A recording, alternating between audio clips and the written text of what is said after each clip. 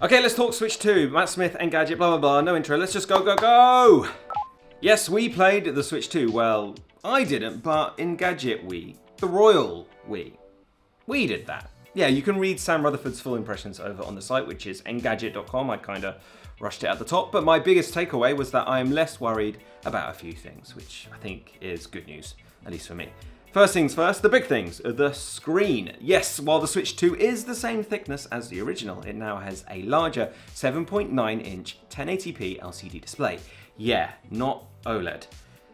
But stay with me. It supports up to 120Hz refresh rates with support for VRR and high dynamic range. Now that last part, HDR, means it should deliver a richer visual experience even without OLED.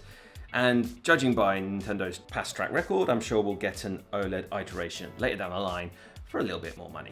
There's also now a second USB-C port for more versatile charging, especially when you're using that kickstand, as well as a built-in mic and support for microSD express cards.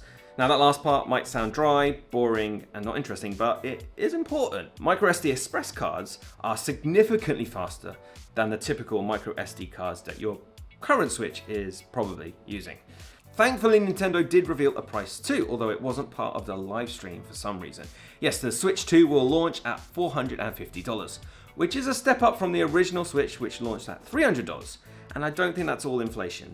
Having said that, this is a more powerful console, and don't want to say it, but maybe this is those international tariffs coming into effect. To be honest, I don't think anyone knows the truth apart from Nintendo. Anyway, how are we going to play these games? We have new upgraded Joy-Cons, which now attach with magnets alongside larger SL and SR buttons, which this time around are made of metal. You can now disconnect the Joy-Cons, which won't release if you just pull at them, by pressing a new, bigger release button on the back of each controller.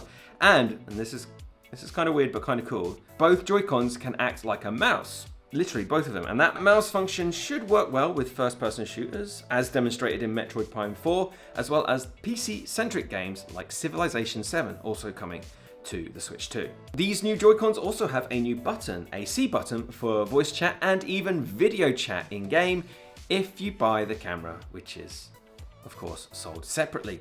Now, the not often remarked upon HD rumble feature from the original Switch controllers is back as well. Version 2 is apparently offering a wider variety of vibrations and even stronger rumbling. Not every feature, however, made the cut. Nintendo did away with the IR sensor, which could measure distance from your hands to the controller, but only in a few games. Unfortunately, that did not make it to the next-gen Nintendo console. Anyway, what exactly are we going to play with these new controllers? Thankfully, Nintendo did not shirk away on game announcements, although a huge chunk of them are remakes or rehoused games for the new hybrid console. I'll start. My highlights include a few exclusives, such as a new Mario Kart World game where you can pretty much drive anywhere in-game, as well as grind rails for some reason and beat up to 24 players in one race. There's also going to be a new Nintendo platform game, but this time featuring Donkey Kong. Donkey Kong Bonanza, see what they did there, will also launch in July, a month after the new console. Now, there are other exclusives as well. Drag X Drive, I think that's how you say it. It's a 3-on-3 wheelchair basketball game. Then there's Hyrule Warriors Age of Imprisonment, which is another Dynasty Warriors meets Zelda brawler. There's The Duskbloods, which is a new gothic adventure from Software, and Kirby Air Riders 2, which is a new racer from the genius behind Super Smash Bros.